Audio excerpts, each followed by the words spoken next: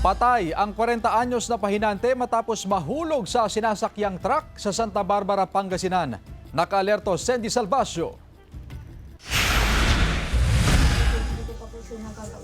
Nagluluksa ang pamilya Unggos sa pagkamatay ng kanilang kaanak matapos maaksidente sa bahagi ng barangay Balingao, Santa Barbara, Pangasinan noong Miyerkules. Kinilala ang biktimang si Melchor Unggos, 42 anyos, isang construction worker at residente ng barangay Santo Tomas, San Jacinto, Pangasinan. Galing Dagupan ang biktima at papunta sana ng Malasiki nang mangyari ang aksidente. Sakay ang biktima sa dump truck na may kargang excavator, pero aksidente raw siyang nahulog sa pakurbang bahagi ng kalsada. Namatay yung nahulog sa truck, sabi nila, hindi ko alam.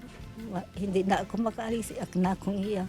Ayon sa pulisya, posibleng nakaidlip ang biktima kaya nahulog. Habang nakasakay doon sa likod, accordingly, dala-dala niya yung motor niya, which is nakaupo doon sa motor niya. Nakita raw nila na bigla na lang nalaglag.